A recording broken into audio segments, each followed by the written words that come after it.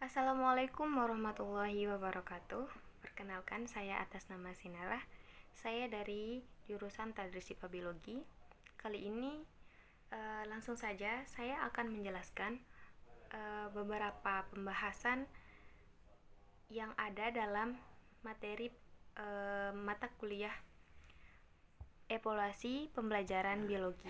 Nah, dalam hal ini ada 3 pokok pembahasan yang akan saya bahas, yaitu yang pertama mengenai bagaimana memahami prosedur dan terampil melakukan analisis kuantitatif.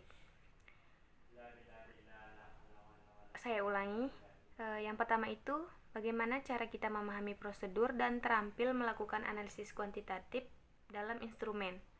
Nah, yang kedua yang akan dibahas di sini yaitu memahami prosedur dan terampil melakukan analisis pengolahan hasil. Nah, yang ketiga yang akan dibahas pada kali ini yaitu memahami bagaimana kita memahami berbagai aplikasi dalam evaluasi pembelajaran dan terampil menggunakannya dalam pembelajaran biologi. Baik, langsung saja kita mulai mengenai pembahasan pokok pertama, yaitu memahami prosedur dan terampil melakukan analisis kuantitatif dalam instrumen. Nah, analisis kuantitatif instrumen itu melibatkan evaluasi validitas dan reliabilitas suatu instrumen penelitian untuk memastikan bahwa instrumen tersebut mengukur apa yang seharusnya diukur secara konsisten. Nah, di sini dalam pokok pembahasan yang pertama kita akan membahas mengenai apa yang membedakan validitas konstruk dan validitas konten. Nah, validitas konstruk ini mengukur sejauh mana instrumen mencerminkan validitas konstruk ini mengukur sejauh mana instrumen mencerminkan konsep teoritis atau konstruk yang ingin diukur. Nah, validitas ini dapat diuji melalui analisis faktor, konvergen, dan diskriminan. Nah, selanjutnya validitas konten, di mana validitas konten ini merupakan validitas yang mengukur sejauh mana item-item dalam instrumen yang mencakup seluruh aspek dari konsep yang diukur. Nah, validitas ini biasanya dievaluasi oleh pakar yang ada di bidang yang terkait. Selanjutnya, dalam pokok pembahasan yang pertama ini yang akan kita bahas yaitu selanjutnya mengenai metode validasi pakar. Nah, metode validasi pakar ini melibatkan pakar untuk menilai apakah item-item dalam instrumen sudah mencakup seluruh aspek penting dari konstruk yang diukur. Kemudian, pakar memberikan masukan mengenai kejelasan, relevansi, dan representativitas dalam item-item tersebut.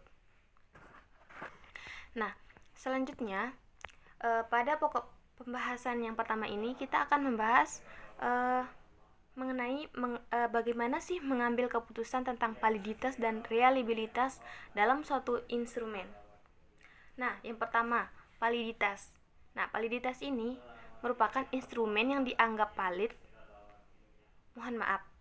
Dalam validitas ini, instrumen dianggap valid jika hasilnya dari analisis validitas yang berupa konstruksi, konten, atau lainnya menunjukkan bahwa instrumen tersebut secara akurat mengukur konstruk yang dimaksud. Nah, selanjutnya reliabilitas. Nah, dalam reliabilitas ini, instrumen dianggap reliable jika hasil pengukuran konsisten saat diuji ulang atau diaplikasikan pada kelompok sampel yang berbeda. Nah, reliabilitas ini dapat diukur menggunakan koefisien Cronbach.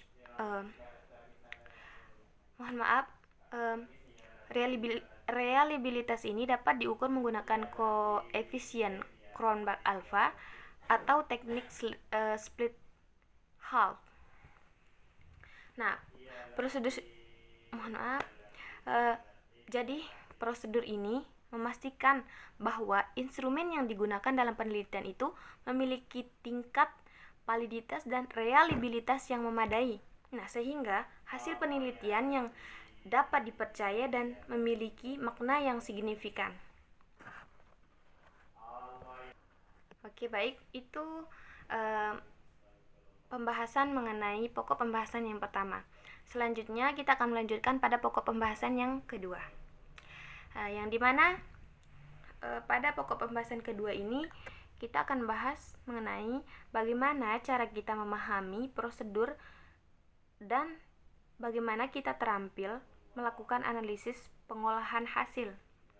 Nah, jadi analisis pengolahan hasil itu melibatkan evaluasi dan interpretasi data yang diperoleh dari instrumen penelitian, termasuk membandingkan hasil dengan standar tertentu dan melakukan penilaian. Nah, yang pertama itu kita akan fokus pada bagaimana membandingkan penilaian acuan patokan atau yang disingkat dengan PAP dan penilaian acuan norma yang disingkat dengan PAN. Nah, penilaian acuan patokan ini atau PAP ini adalah penilaian yang didasarkan dengan standar atau kriteria tertentu. Contoh, siswa dianggap lulus jika mencapai nilai 75 dari 100. Nah, kemudian yang penilaian acuan norma atau PAN ini penilaian yang didasarkan perbandingan dengan hasil kelompok atau norma tertentu.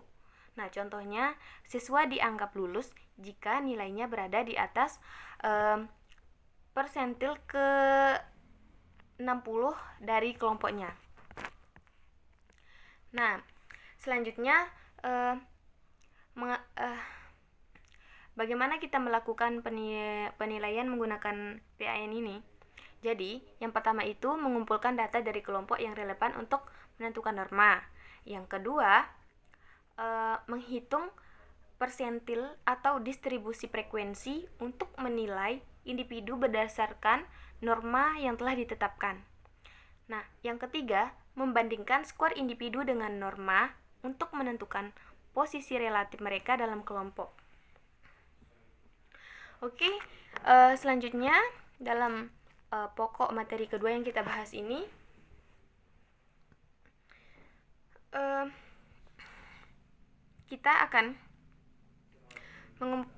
saya akan mengemukakan kelebihan dan kekurangan dalam penggunaan PAN dan PAP ini.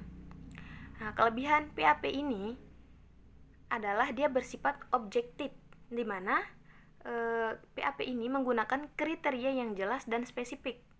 Kemudian dia konsisten, yaitu mudah untuk menentukan apakah standar telah terpenuhi.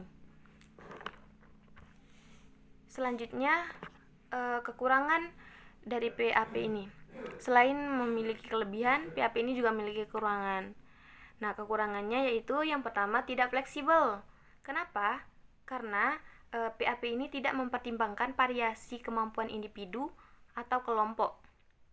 Nah, kemudian PAP ini juga mungkin tidak adil. Kenapa? Nah, jika standar terlalu tinggi atau rendah, bisa tidak mencerminkan kemampuan sebenarnya. Nah, itulah mengenai kelebihan dan kekurangan dari PAP. Nah, selanjutnya mengenai kelebihan dan kekurangan PAN. Jadi kelebihan PAN itu bersifat relatif fleksibel, yang dimana menilai individu dalam konteks kelompok yang dapat lebih adil. Kemudian informasinya itu komparatif, di mana menyediakan pandangan tentang posisi relatif individu. Kemudian kekurangannya itu kurang objektif, di mana hasil bisa dipengaruhi oleh komposisi kelompok, kemudian menyebabkan kompetisi. Nah, PAN ini bisa mendorong kompetisi yang tidak sehat antara anggota kelompok. Nah, jadi memahami kelebihan dan kekurangan ini bisa membantu kita dalam memilih metode penilaian yang paling sesuai dengan tujuan penelitian atau evaluasi yang dilakukan. Nah, yang terakhir, ini yang ketiga, pokok pembahasan yang akan kita bahas yaitu mengenai bagaimana kita menggunakan berbagai aplikasi dalam evaluasi pembelajaran dan terampil menggunakannya dalam pembelajaran biologi. Nah, jadi evaluasi pembelajaran biologi ini dapat dilakukan menggunakan berbagai aplikasi dan teknologi untuk meningkatkan efektivitas dan efisiensi. Nah, di sini saya akan menjelaskan secara singkat saja tentang cara memahami dan menggunakan aplikasi dalam evaluasi pembelajaran biologi. Yang pertama, mengidentifikasi berbagai aplikasi yang dapat digunakan dalam evaluasi pembelajaran biologi. Yang pertama itu Google Form. Google Form ini bisa digunakan untuk membuat dan mendistribusikan tes dan kuesioner online. Kemudian bisa juga menggunakan Kahoot, Quiz, Edmodo, Socrative, Microsoft Forms. Nah, yang kedua, terampil mengembangkan tes atau non-tes online. Yang pertama, tes online. Dalam membuat soal. Nah, dalam tes online ini menyusun soal pilihan ganda, esai, atau jenis soal lainnya sesuai dengan topik biologi yang diajarkan. Kemudian ada platform, pengaturan waktu, itu ya yang termasuk dari tes online. Kemudian yang tes non online, ada kuesioner, yang dimana kuesioner ini menyusun pertanyaan untuk mengukur persepsi siswa tentang pembelajaran biologi menggunakan Google Forms atau Microsoft Forms. Kemudian proyek atau tugas. Nah, menggunakan platform seperti Edmodo untuk mengumpulkan dan menilai proyek atau tugas siswa. Nah, yang ketiga, terampil menganalisis hasil tes atau non-tes menggunakan aplikasi tertentu. Nah, aplikasi yang bisa digunakan yaitu Google Form, analisis otomatis, spreadsheet, quiz, dan Kahoot, umpan balik langsung, laporan detail, Microsoft Form, visualisasi data, integrasi, dan Excel. Nah, dengan menggunakan berbagai aplikasi ini, evaluasi pembelajaran biologi dapat dilakukan secara lebih efektif, memberikan umpan balik yang bermanfaat, dan memungkinkan analisis yang mendalam untuk meningkatkan kualitas pembelajaran. Baik, itu saja yang bisa saya jelaskan. Semoga bermanfaat. Sekian dan terima kasih. Wassalamualaikum warahmatullahi wabarakatuh.